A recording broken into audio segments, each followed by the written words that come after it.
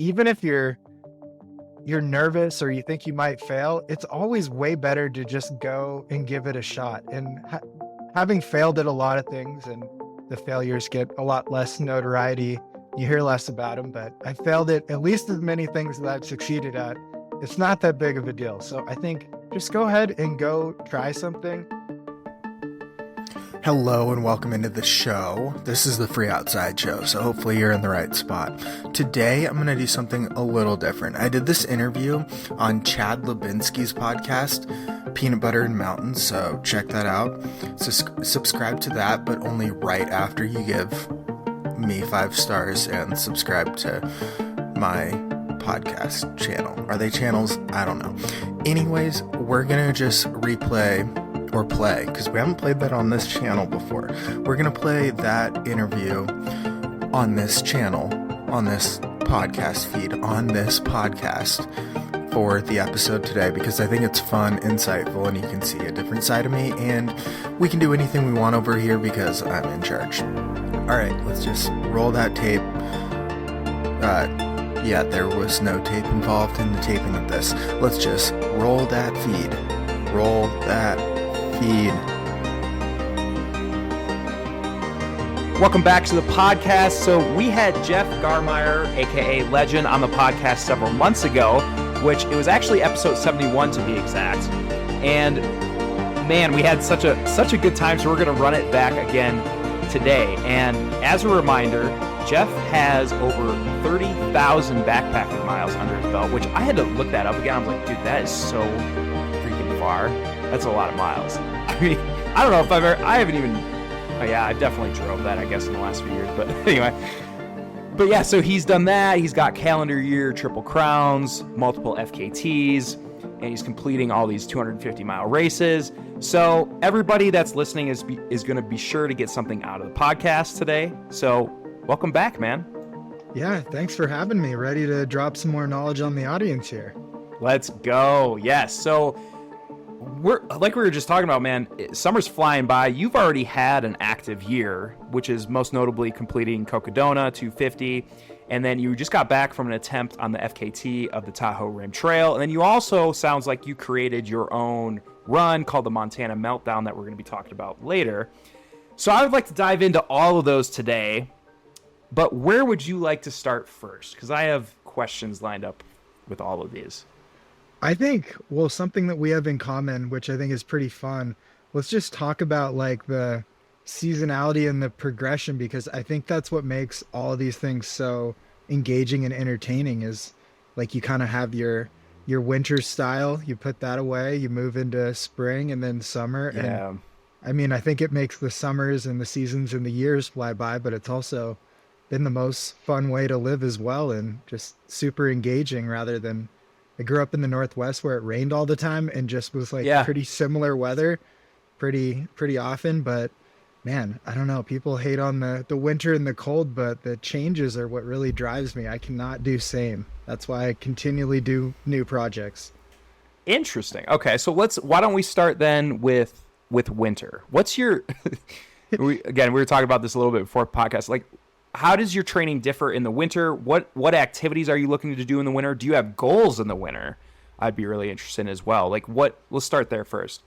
Yeah, since I can remember, like 4 years old, I love picking up new things and learning them. I just think the learning curve is so fun. So like 2 years ago, I grew up downhill skiing. I lived in Tahoe for a while, so pretty proficient downhill skier. Then about 10 years ago, picked up backcountry skiing, got quite comfortable with that. And then the last couple of years, I've learned to skate ski. So that's been where the learning curve goes. And it's been so fun. It's like if rollerblading met sprinting or something. It's just like the most novel way, new way to move in the winter. So I pay a lot less attention to running, and as far as just training, I'll do like a speed block where every run has a meaning. There's very few junk miles because when it's 10 degrees out, you don't want to be running junk miles. So I might as well get those in doing some skate skiing, and then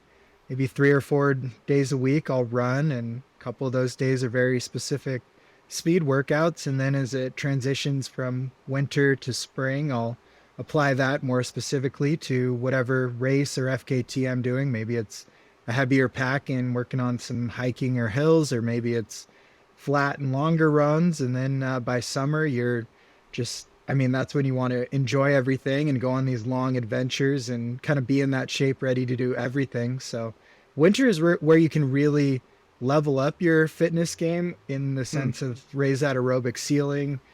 You're working on like that anaerobic level, VO2 max stuff. All that's really perfect for winter because it takes a lot less time to develop. And since I coach a bunch of athletes, that's kind of the progression we do too. Most races are usually in the summer. And so the approach is least specific to most specific. So winter is least specific. Very few adults are running 100-meter sprints against each other. So you don't need to have that really fine tuned, but it's the best way to become a more fit athlete. And it really makes you the fittest, the fastest, because no one sprints anymore. And if you do just a little bit, you get way fitter, way quicker.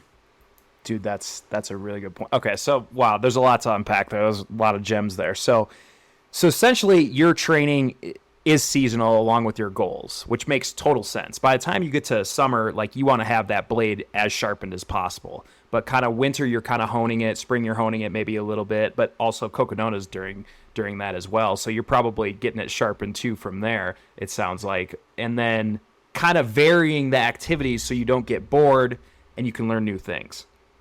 Totally. Yeah. I mean, there's two thoughts. And even in the last week, I think everything, whether it's on a year scale or a week scale, like in the last week, yesterday, I went on a 20-mile run with 7,000 feet of gain, a bunch of scrambling with friends. Did not look at the watch once, didn't look at a heart rate or anything like that. Didn't care. It was like the fun day. So you're balancing that fun day with, like 2 days before that, I did like a hill workout. So that's like your aerobic, build the training, very specific day. And then that's balanced out with like maybe like a few days before that, did a route I'd wanted to do for a while and just got some solo time out there. So it's all a balance, and kind of how it goes year long too. Like the skate skiing is your fun time and you're also getting some fitness on accident. Your speed workout is the hard day where you get done and you feel really good about pushing yourself through that. And then your resort day is like your go have some fun with friends kind of day. So I think it's all about balance. And a lot of people ask if I'm going to get burnt out. And I think just even having these micro periods of balance where every week has some balance fitting into it. That's how I never get burnt out. I'm always motivated to jump into the speed workout because I haven't done it for a week, or jump on a trail or do a route because it's all super engaging, especially up here in Montana. So you're really cognizant of that burnout and not wanting to go down that road by you're just mixing it up. Cross training, essentially.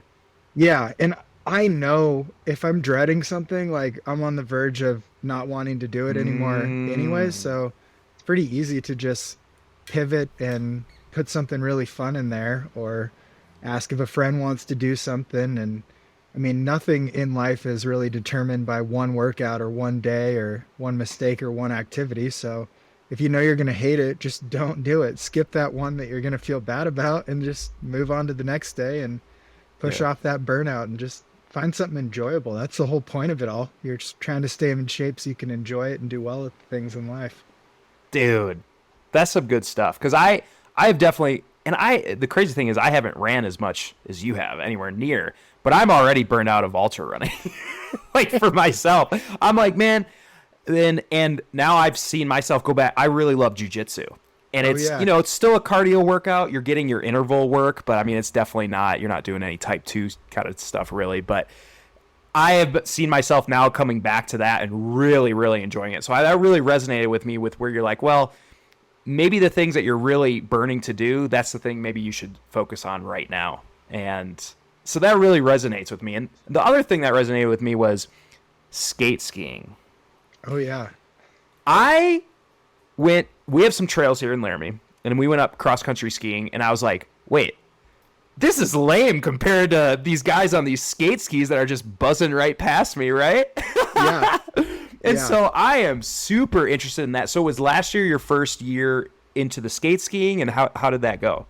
Last year was my second year, Okay. but still big strides and stuff. So skate skis, your skis are like 1.5 inches wide, so you're on like toothpicks, and so any downhill is super scary, and your heel Okay. is not attached, but you're Right. just skating. You're pushing off almost like you're ice skating, but you have skis on, so you can move pretty darn fast out there.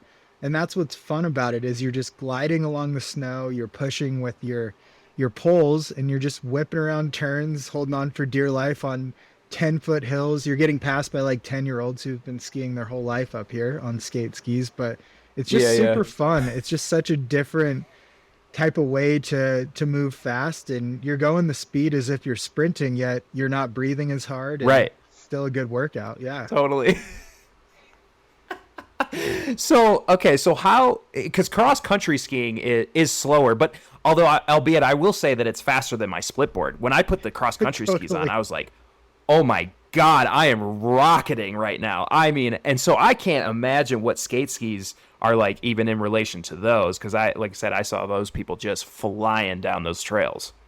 Oh yeah, skate skiing is like you'll put them on and just tip over immediately before you've even started moving. But within like an hour, you'll be moving proficiently enough so you can figure it out pretty easily. It's mostly flat. All our golf courses around here, they groom like 70 miles of trails here, so, Oh. and you get free access. So it was just like, why would I not learn this sport when no other place I've ever lived gives you this much free access to a recreational activity where they have to groom it. So I jumped in, and it was just super fun to go. We had what do we call it? Like, I don't know, like our beginners group, like all us friends in our 30s met up like in the evenings at the golf course and just all learned and fell together, and it was just fun. It made it way better than going out there by yourself or going out there with an expert and having someone not do well. It really made us feel a lot more comfortable watching everyone else struggle too. So even just finding your group, it's a good way to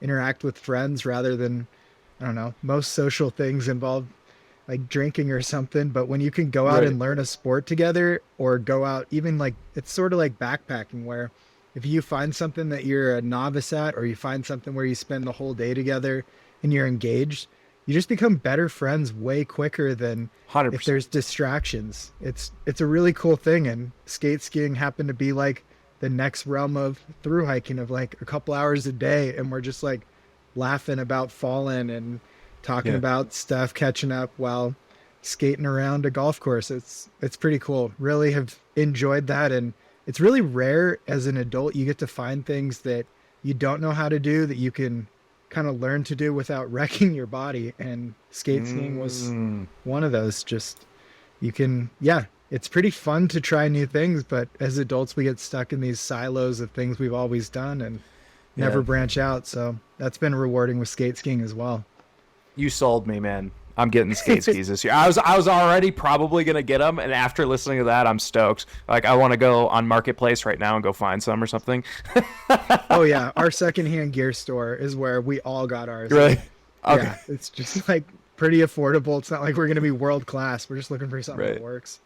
Oh man, no, that's cool. Well, good stuff. So, okay, so that's your winter. Now, when you get into spring, and we were just talking, shoulder season in some of these more northern states are really can be hit or miss. One day it's super nice out.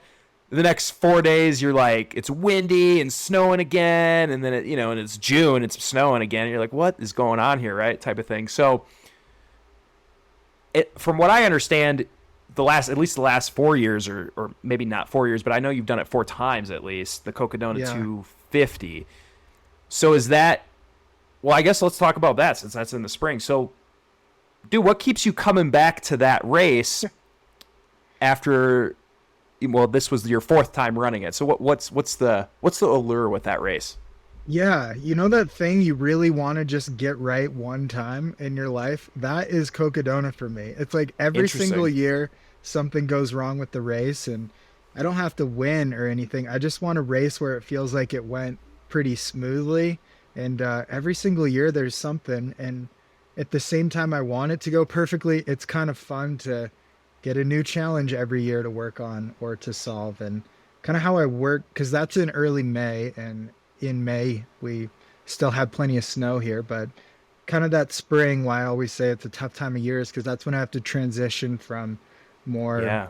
recreational stuff or maybe a speed block into lengthening it out and getting more specific to racing. So usually I'll up the miles, do, and then try to fit in a 3-day weekend to do like a training camp in either southern Utah or Moab or something like that. But yeah, spring is always a tough time of year, just where skiing's not great anymore, running isn't great, all the mountains still have too much snow to really get out in them, and then races are coming up, so you're still trying to get the miles in. So it's a lot of pavement, or like paths low down, or just going to Utah.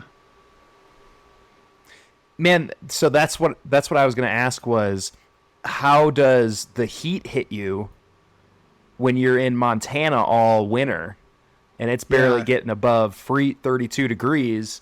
Because obviously, like, I mean, I don't have to explain this to you, but maybe some of the viewers, but like your heart rate is way more jacked up when you are running in hot weather than when you're running or doing aerobic work in cool weather. So how does that affect you? What do you do? Well, it sounds like you do some of these training blocks down south. Yeah, that helps some, but really what I've found, just health in general, is really focusing more 2 to 3 times a week on a pretty good strength routine. And then I pair that with sauna a couple times a week. Yeah. And that keeps like this low level, at least heat adaptation throughout the year. And then I can up that a little bit. But it's also just the more you read about sauna usage, like it's so good in so many ways that I used to just do it for races, and now I just keep it in year round. And I think that's really helped, and just helps everything from, I don't know, breathing better. Lungs are more clear. Seems like blood oxygen level, according to studies, is higher. Like sauna is like the magic thing. So I'd say like twice a week, and I really enjoy it now. So even if it's going to be a hard strength session, I pair it with sauna so that it's that relaxation at the end of it, because I think it's pretty rough, this I guess style we have of do your workout, immediately upload it to your phone, and then look at your stats. I like to make myself do the sauna and have a little bit of a break between like working on your body and then just jumping into fake serotonin hitting you from all the messages and notifications. So it's a good time to think. 15 minutes without a phone at a time. Pretty nice. So you're kind of creating that buffer from when you had this real hard workout, and now it's like totally contrasting it with just, you know, sitting in the sauna and just being chilled out. Totally. Yeah. You just like sit there and your mind relaxes, your heart rate. I mean, it can fluctuate because you're in a sauna, but at least your mind is calmed down. And it's a really cool, I was talking about this to someone recently. When like a sauna, the one we have is like 180 degrees, so your phone's going to overheat, can't take it in there. And you never know who else, it's a pretty big sauna, who else is going to be in there. But it's the only time in life I can think of where no one's going to have a distraction. Like you can either talk or not talk, but you're just genuine humans, like in a place together without any way to distract yourselves other than your mind. So it's a pretty raw form of existence. It's pretty fun. Bro, you just took the word out of my mouth. So there's been all those memes and stuff going around online where they raw dog a flight, meaning they don't use headphones or something like that, and they're just sitting there on the flight or on a run, you know. And I'm like, oh my god, this is so funny. So basically, you're talking about raw dogging the sauna, although that sounds pretty bad when everybody else is in there, maybe. But yeah. No, I talked to my friend, and I want him to raw dog a marathon, the Chicago Marathon. Like, fly out there, no phone, just your watch, no nothing on the plane, run the marathon, and fly back without packing anything. That would be the best way to go do a marathon. That's a unique challenge. Right? Can you imagine, dude, raw dogging the Cocodona 250?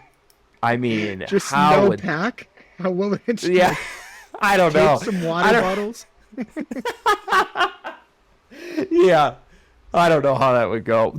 Well, I guess. Well, hold on. Before I get back to there, I wanted to say one thing on the sauna, which was I ran rim to rim to rim in Yeah. May. And I did the same thing. So typically I'll sauna once or twice a week. But for them, for my training for that, I was doing it about 4 times a week. I was trying to get in there, and I was going longer and longer and longer because I was coming out of spring in Wyoming here. And I'll tell you what, like, it was not as hot as what I experienced in R3. And I will say that was probably what saved me on that run, because I just really didn't get any heat training here. And so I'm also there for sauna too. Yeah. Totally. Yeah. And anyone out there, heat training or heat acclimation with the sauna, it only takes 2 to 3 weeks. So if you're getting worried about something, you can get pretty heat adapted in, I mean, as little as 10 days. So don't stress too much. Just jump in that sauna for 30 minutes to an hour in 2 or 3 sessions every day and good to go. Well, Joe Rogan and Rhonda Patrick and all those sauna connoisseurs would be happy with our discussion here. Yeah, and you get the SEO by mentioning Joe Rogan here, so this will right. But there we go. I'll put that in my transcript. Yeah. So, okay. So the Cocodona. So, from what well, let me ask this question. Let's describe your experience at Cocodona, because I know something quite notable happened with your Achilles that seemed to happen quite early in the race. I'm guessing that might have been your biggest obstacle on that race, or what else was too. Yeah. Yeah, basically everything went well. So Cocodona, it starts out with a 33-mile section.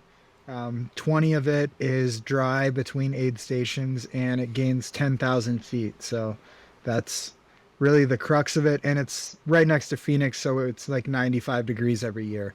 But with sauna training and some practice and some good strategies and stuff, got through it.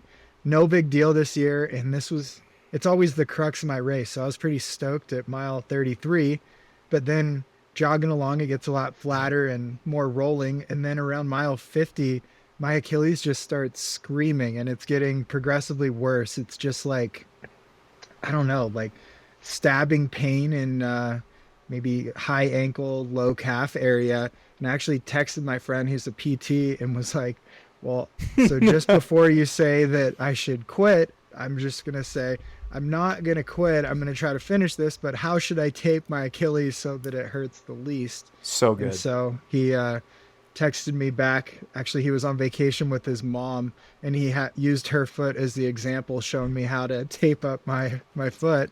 And so I did that from mile 50 to the end. So 200 miles on an Achilles that was screaming, and got through it, but I just couldn't move very fast. So that's kind of the fun of these long races, especially at 250, is it's like, okay, my top speed has been cut dramatically. How am I going to make up for that? So what I did was, it's like, there's going to be no downtime at aid stations. Everything has to be super efficient, and maybe I'll sleep 20 minutes or so. And that's how much I ended up sleeping. But it was just like, so I have this hurdle, how am I going to overcome it? And what concessions can I make to make up for it? So cutting out stop time and just trying to average that 14, 15 minutes a mile, which is really just running a couple 100 yards every mile, if you can even hobble that far, just to make up for a walking pace. And that's what I stuck to throughout the rest of it. And it was quite painful, but I held on to 6th place for the 3rd year in a row at that thing. Oh, really? Okay. Yeah. Did I see in your post that everybody finished under the course record? Yeah, all 6 of us broke the previous course record. So Unreal. Yeah, it's most competitive 200-miler for sure in the U.S.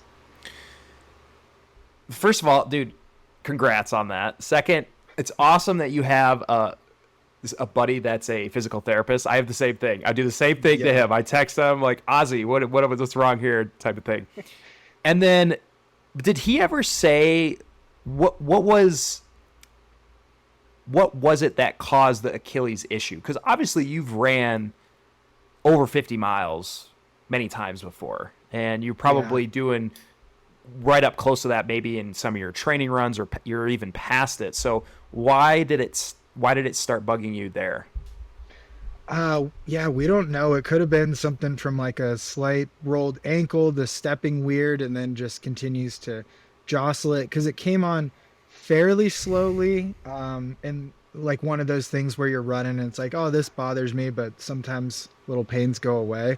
But this one just got progressively worse, and then suddenly it was screaming out of nowhere. Just I don't know, it was like probably an hour progression of like, huh, that's weird. The back of my leg Yeah. bothers me. And then it's just like, oh man, this is pretty bad. And then it was texting my friend to ask how to tape it. And then I was texting my crew, like, yeah, it hurts, but I should be good to make it 20 more miles till the next crew point to, okay, I'm going to stop at the next aid station in 3 miles and get it taped. Like, I knew it was progressing, but just progressed a lot quicker. And yeah, not too sure on the actual cause. I just know after the race, I limped around for a month and had 6 weeks of PT to even get it back to normal, I guess.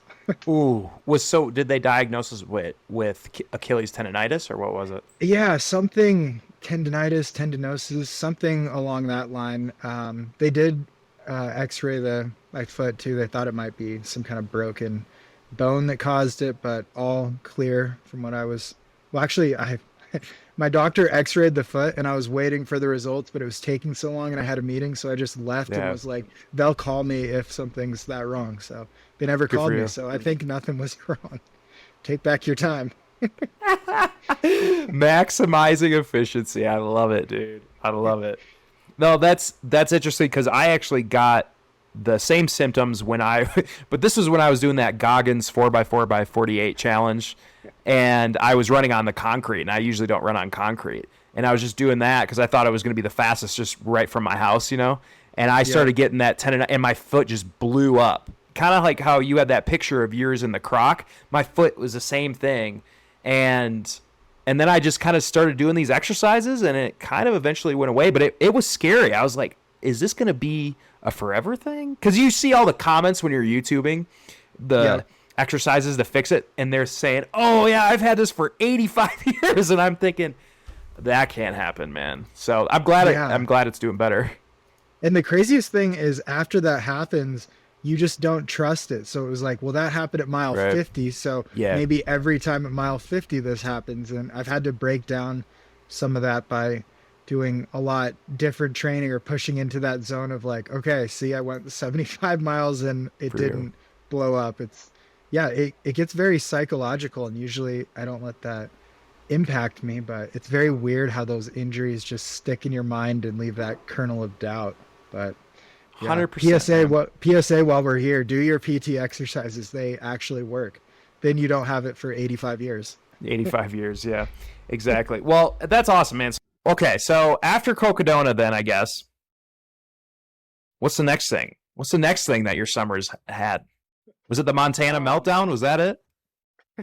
well, yeah. So I started a podcast actually the day Cocodona started because I was like, oh, Sick. I don't want to be tempted to look at numbers or read the comments. So I'll put out the first episode right when I'm starting Cocodona. So it's immediately a 3 day buffer before I look at anything again. So I started a podcast. I began PT for the next 6 weeks. I got back into running and then and then started which was, I mean, the injury and Achilles issues was one of the best things as far as like stepping back. I've done Yeah.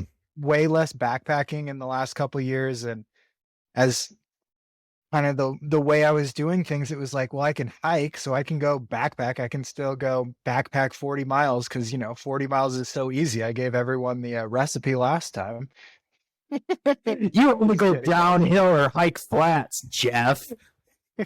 Yeah, but I got back into backpacking, and that was kind of in conjunction with PT was sort of the rehab thing. So I did some of my favorite routes, tried out some new routes, did one route where I did like a 45-mile day and I saw three bears. One of them was a grizzly, a bunch of elk, moose. I saw the Montana trip or Montana bingo, I think I was Oh, really?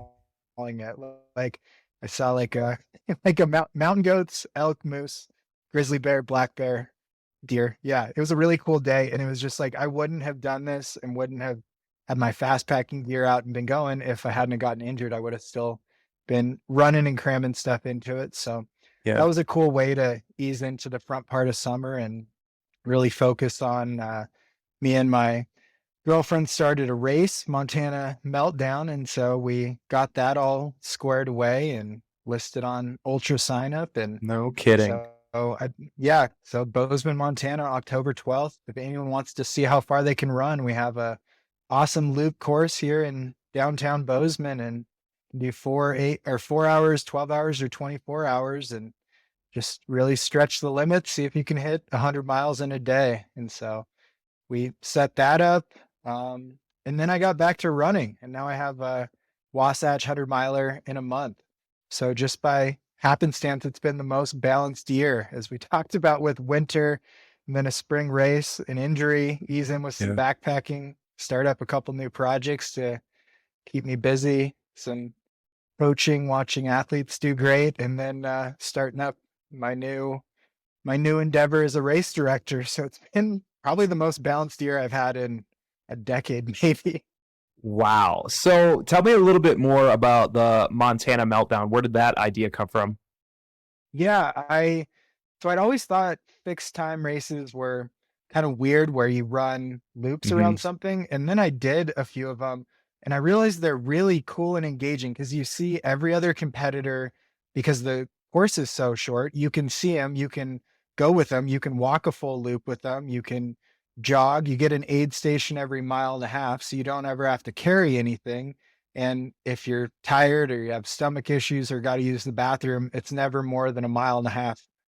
Yeah, not even a mile and a half away to fix any of those issues. So I found it to be a really fun way to just eliminate everything other than seeing how cool or how big of a number I could get in a fixed amount of time. So I actually did a 48-hour in Las Vegas a couple years ago and did 200 miles worth of loops. So we don't have a 48-hour option, and I do not expect anyone to run 48 hours of loops, but I thought it Oh was my God. fantastic that you could eliminate everything from your life except how far can I get in this amount of time. And so Right. there's not one within 10 hours of here. So thought it would be cool to offer that and get people out. I think my mom might do it. Yeah, I think it's just really cool. All ages. If you finish one loop, you're a finisher.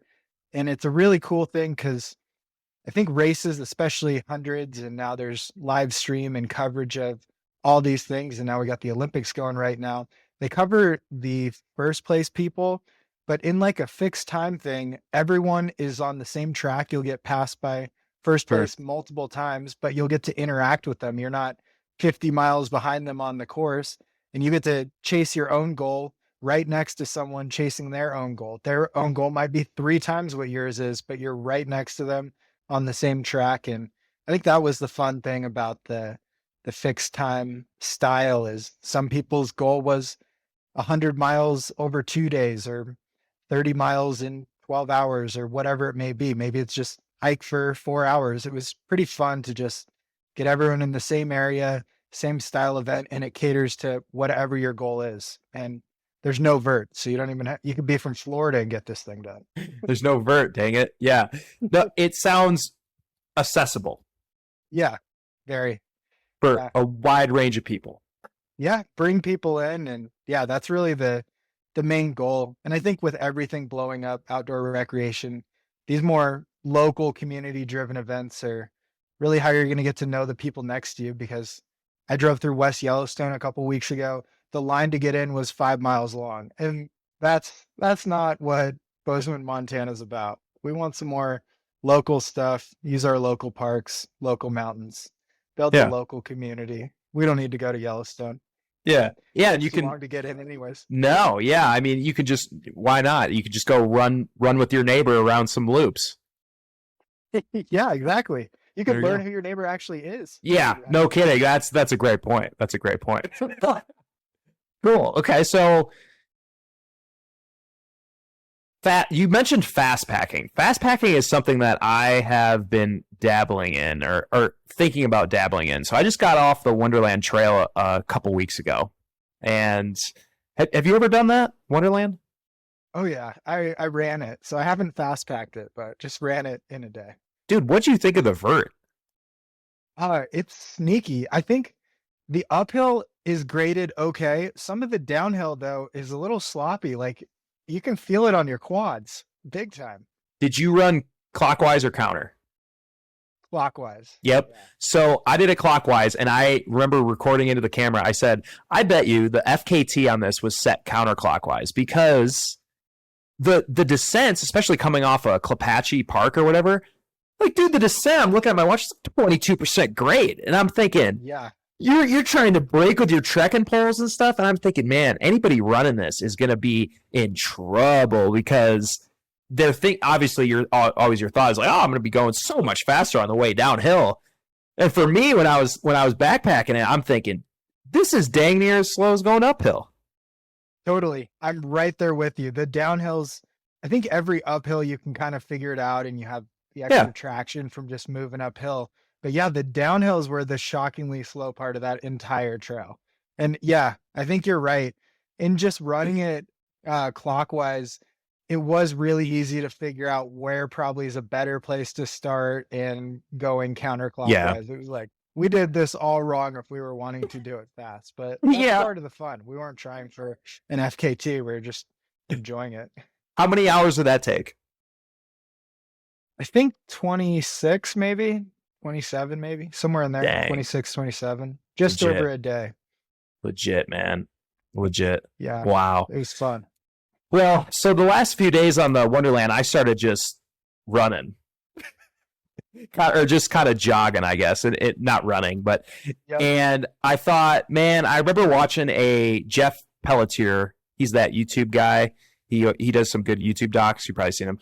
But he was doing a fast pack of the TRT. And I remember watching that and thinking, man, that'd be kind of fun to do the TRT in a fast pack style, I think, because Totally. once you start running, man, you got to know this. Day hiking for me kind of drives me nuts. I'm like, I could just run this in half the time. Totally. Yeah. Yep. And day hiking has to have like a carrot or a goal. If you're day hiking, it better be to a lake where you're going to swim for 2 hours. That's my day hiking thing. Exactly, man. Yeah. So I don't know. I think I'm thinking about doing some fast packing. Do you have any, off the top of your head, any fast packing tips for anybody that wants to get into it? I mean, I know it's pretty closely related. I mean, it's like ultra running and backpacking had a baby, or trail running and backpacking had a baby. But yeah, I think the biggest thing is fast packing is really a mindset. Like it's not a certain miles a day. It's not a certain speed that you're going, but anyone can fast pack. Just take what you're backpacking with, and it's probably a pack that's bigger than you are. And then just, you cut that down right to the verge of where it's still comfortable, but you don't have anything extra. And then you just move to the terrain. I think a lot more than backpacking, you're moving to the terrain. Maybe it's jogging the downhills. Maybe it's even jogging the flats, or maybe it's just pushing that pace a little bit more across the flats. But it's really just maximizing the time between destinations is what I like to think of it. Like maybe there's a viewpoint in 10 miles. It's maximizing that 10 miles so you can spend more time at that viewpoint. Maybe you're fast packing and you're only doing, or you are still doing 25 miles a day, but you're spending more of that time enjoying the places you want to enjoy, like going for that swim. So I think that's the biggest misconception with fast packing is you don't have to hit any certain numbers, but rather than slogging across like I don't know, an ugly area, you might as well spend 2 hours at a lake, or if you want to sleep in or read your book or something. Just if you're fast packing, you can cover all that terrain and then have all this leisure time for more to add to that recreational activity. But as far as a tip, I think the biggest thing is just efficiently packing. So any food, if it's going to rain that day, if you're one of the people who wants to cook something for lunch, have everything you're going to need able to get out without digging into your backpack. If you can open it up and grab something out within probably 60 seconds, then your pack is packed correctly. If you got to dig through everything and repack it, then you're just eating into your break time or your swimming time or your leisure time. Just there's so many little 5-minute chunks you can add up throughout the day, and those chunks turn into miles. And that's really the methodology of fast packing is you can brush your teeth while starting hiking in the morning. You can do Yeah. all these little things that save you time, and that's how you can enjoy more of your vacation rather than struggling to get it done on the time frame. And then you have more, like you're saying, you have more time to enjoy maybe that lake or that viewpoint that you're trying to get to all day type of thing and take the dip. But now you have more time because, and that's exactly why I started running on the Wonderland. A lot of it was in trees, in the tree canopy. And I'm thinking, dude, I'm so bored. I'm just going to start jogging. Why not? That was my mentality with it. And now all of a sudden I'm getting to camp earlier. I'm getting to St. Anthony Lake earlier, or Anthony's, whatever the heck lake it is. And now I can enjoy myself a little bit more. And yeah, so I do see it as the best of both worlds almost with that mentality. Totally. Yeah. And especially if you do a little pre-planning ahead of time and know where you want to hit, then you don't spend time even looking at a map and moving slower. It's like from this point to this point, I'm just going to move pretty well. And then, yeah, check out this lake. Or the Wonderland has like a few sections that are pretty high up above tree line, like I think sunrise and stuff. Mm-hmm. And you could just like take that ridge really slow, take some cool video. You can FaceTime your friend or something. But when you're in the trees, just get it done, because I mean, trees are pretty similar everywhere. Thank you, man. Okay. So you said you're originally from the PNW? Yeah. Yep. Where at? Vancouver, Washington, right next to Portland. All right, yeah. So I have a buddy in Vancouver, and I lived for 9 years in the Valley in Oregon, McMinnville it was called, so south of Portland. Yeah, I went to college in Corvallis. So okay, so you know, okay. Here's what I figured out. Almost every single hike looks the same in the trees. I mean, so it's funny, man, with the Wonderland Trail, I was you making a documentary of it. And the first day, because I've been out in Laramie now for about a year and a half or whatever, and it's a plain state, and then the Rocky Mountains, and it's very different than the PNW. And I remember that I'm talking to the camera, I'm like, man, I love the trees right now. I'm so like I feels very nostalgic, this and that. And then but then I also say, I know I'm probably gonna get sick of these at some point. End of the first day, dude. Because I started at White River Campground, and then I go up through Summerland, which was awesome, down to Indian Bar, and then I did this big descent into Nickel Creek, and it was all trees. And then the next day was all trees. So I was in trees for like 30 miles, and I'm thinking, yeah, this is why I moved. Yeah, and it can be peaceful, but it's like the trees are when you kind of think and spend time in your own head. It's not 100%. like engaging externally. 100%, man. And that, like I said, it is very peaceful. And for the first few hours, I was like, this is great. And then I'm thinking, man, I need some views, open spaces. Oh, yeah. Yeah, you work so hard for the views in the Pacific Northwest because they're so high up and you're so far below any tree line that, I mean, 100%. That's just why I started trail running on accident, is I just wanted to get you a view quicker. Dude, I love it, man. That's awesome. So, okay, so now, speaking of the TRT, so you just got off of the TRT on an FKT attempt, and I got to say, your recap reel of it, well, it was kind of a recap reel, like expectations versus reality, was gold, man. I mean, and this is one of the reasons I really enjoy following your stuff. One of the few reasons is you don't take yourself too seriously. I mean, you put out this reel, and I don't know, maybe you want to just explain to the audience kind of what the reel was and what you experienced on the TRT with this. Yeah, so I've been, in the last 2 or 3 years, I've been going back and going to places that I've lived that I have this connection to, and trying to set FKTs. And it worked pretty well with the John Muir Trail success. And that's kind of where I consider that I like to say I kind of grew up going into the Sierras when I was 20 on the Pacific Crest Trail. Took a break from college and had to learn how to buy enough food to hike for 7 days. I learned like snow navigation. I met friends that I still have today. I had to like be responsible and an adult at 20 and just came a long ways after freshman year of college, which was not too much driven towards being an adult. And so like in 2022, so 11 years after that, it was like, this would be pretty cool to set the record on the trail that, I don't know, felt just pretty special at that time. So I got that and was successful. And then fast forward to this year, it was like, oh, I lived in Tahoe. I got to fulfill the childhood dream of being like a ski bum in Tahoe in 2018. And so it was like, I'll go try the Tahoe Rim Trail. And I went out there, had a decent plan. But just like things have gotten so busy. It was like, okay, I got to squeeze it into this 3-day period. And it was like, I'm going to aim for the FKT, and worst case, I just still run the whole trail and I'm not going to be disappointed. I just want to be able to do the whole trail in a push, sort of like the Wonderland Trail. Just, it's a fun style. So start out, things go really good for the first 20, 30 miles, and then hit the dry part I started at Spooner Summit. So hit the dry section on Relay Peak, which is also the high point. And as I'm coming down there, I hit the first water source in 20 miles and fill up some water and chug a bunch of it, probably too much because a half mile later, I'm throwing up on the trail.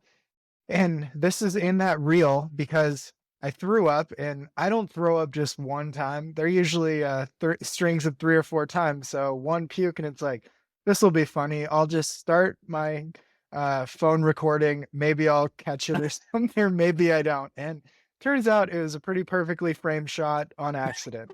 And so I have that. I continue going, kind of get through that, have some stomach issues, but still feeling good about finishing it. And then around mile 45, a bee stings me and my arm swells up pretty huge. And I didn't have Benadryl. I don't think I would have taken it anyways because I wouldn't want to get drowsy. Right. And then I get into the first night and still having some stomach issues and stuff.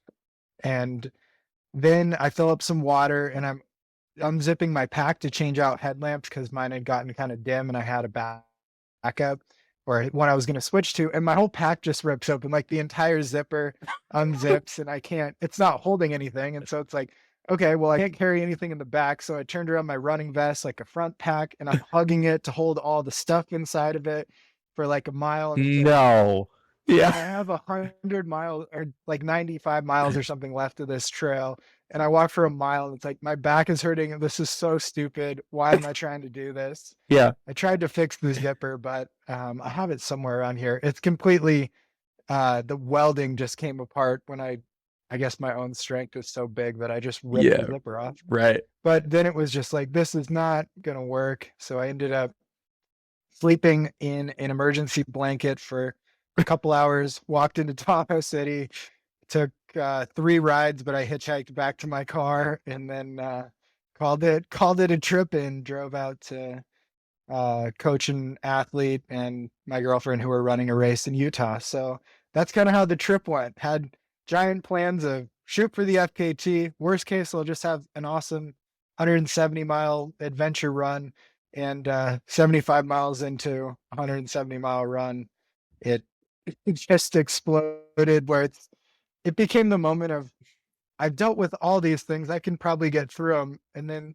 in hindsight, it's like, I've never dealt with all of them at the same time. I just could not overcome this. And so sometimes things go right and sometimes they don't. Either way, it was a pretty funny adventure. And in that 15-second reel, I tried to capture that. One part in the reel, you go, things are pretty sad right now. Yeah. Yeah. So my pack broke and then I spent like an hour trying to fix the zipper or like wrap some stuff in it. I tried to bungee the zipper with some cord stuff on some clothing. Nothing worked. And after that hour, it was like, okay, I'm definitely not getting the FKT. I don't even know how to use my pack anymore. And it was just like, I got to just record some raw emotion here. So I started my phone recording at night and was just like, and I never even like my podcast. I never know what I'm going to say, but I just start out and go, yeah, things are pretty sad right now. Dude, I'm so glad you put that in the reel, man. Oh, that really tied everything in.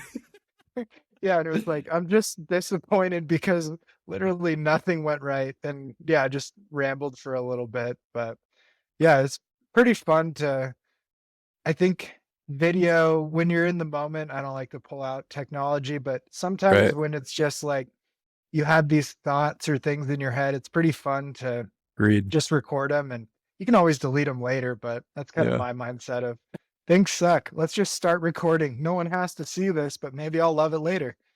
It's always the best stuff, man. I'm telling you. That's, I mean, my documentaries that I've shared on YouTube, everybody, that's what resonates with everybody, is those moments right there. And it's always the hardest to turn on the camera because it's the last thing you're thinking about. And you're like, especially when you're throwing up, man, like I can't even imagine that. Like throwing up sucks. I can't imagine getting my phone out and doing that, but yeah.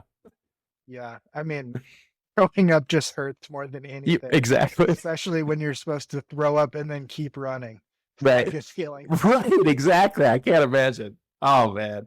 So awesome, dude. Well, again, Jeff, this has been great. You're always such a great guest to have.